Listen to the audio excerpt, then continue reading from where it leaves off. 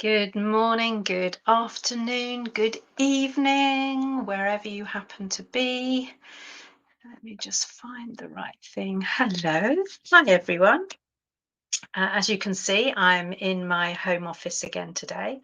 Haven't been into the office much recently, and partly that's because I've deliberately put time aside to work at home, to get my head down, as my dear old dad would have said, get your head down and get some work done, to get my head down and really make sure that what I'm doing is progressing things.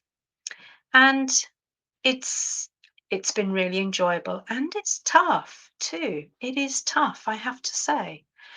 So I did what I often do, which is to dip into a book, to reach a book. In fact, if you listen to this week's podcast that's out on Thursday, you'll hear me talking about a book I reached for. And the one I the one I was reaching for but didn't quite get to was this one. So the book The Boy, the Mole, the Fox and the Horse by Charlie Mackesy, which I absolutely love. And I did what I often do, which is to pick the book up, open it at a page, and see what the page has to offer me in terms of wisdom, in terms of insight, in terms of something to ponder on. And it came open at this, well, it was a pair of pages, and the quote went across the pair of pages. If you haven't seen inside the book, I think I've shared it before, but it's such a gorgeous book. So this is a different one, but look, sometimes I feel lost, said the boy.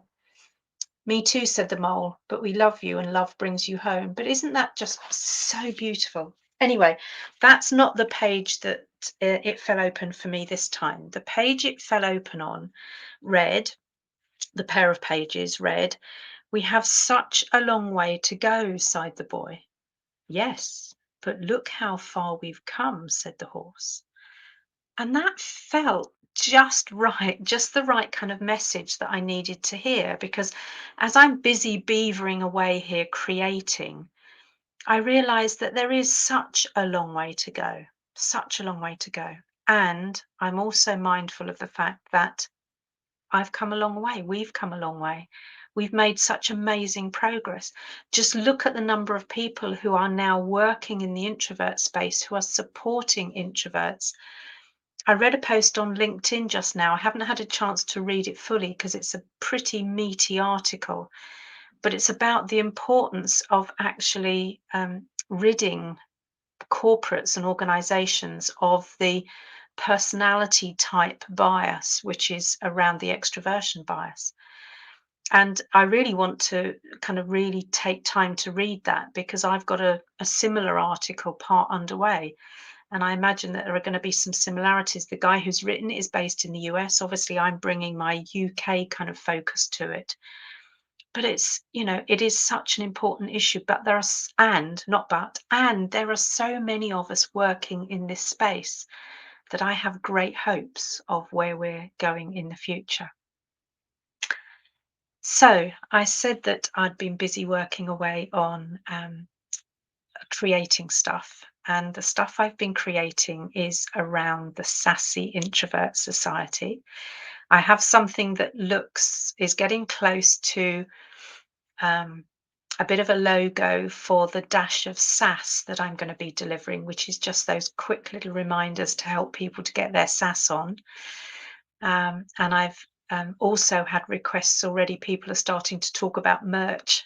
So I've had requests for maybe a pin that people can wear or display on their websites. And I thought, what a great idea that is. So I'm getting some designers kind of starting to look at that.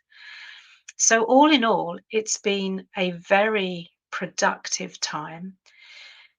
And, January is that I find it's that kind of hunkering down. The days are short, although they're getting slightly longer day by day now, but the days are short. It's cold. We've got typical British January weather here in that it's grey. It's what what my father would have called it's an inert day. There's nothing much going on. There's hardly any breeze. There's certainly no sunshine. It's just grey. And it's almost like we've had to have the lights on pretty much all day today. So that's the time of year where actually I want to be hunkered down, writing, creating, doing things that I know are going to move things forward, but without necessarily getting out there to face the world. I've got some training that I'm delivering coming up, but still virtually, and I'm very happy about that. Um, I think I've got my first face to face event coming up in London in February. Not sure how I feel about that yet because it seems that we're going to have to reach the position where everyone in the UK gets this particular strain of coronavirus so that we've got it out the way almost. That's how it feels to me because it doesn't matter whether you've been jabbed or not, you're getting it. It doesn't matter whether you've had it before or not, you're getting it. So it seems like it's just got to rush all the way through us and sort us out that way. Anyway, I don't want to take too much of your time today, but I did want to just fess up a bit to a bit of lurking in my home office, but lurking with a purpose this time. So lurking with intent, which feels somewhat exciting. Anyway, I hope to see you next week, and I'll drop in and just do a little bit of a lesson. So, what is my lesson today? Okay, yeah. So, my lesson today is sometimes, and we've spoken about this before, it's good to lurk if you're, especially right now when I'm lurking with intent, and it's certainly nothing to feel guilty or ashamed of. So we all need to lurk a bit. We all need to get our heads down and either get busy or just get our heads down and be. Both of those things are absolutely fine. Look forward to seeing you next week, everyone. Bye bye.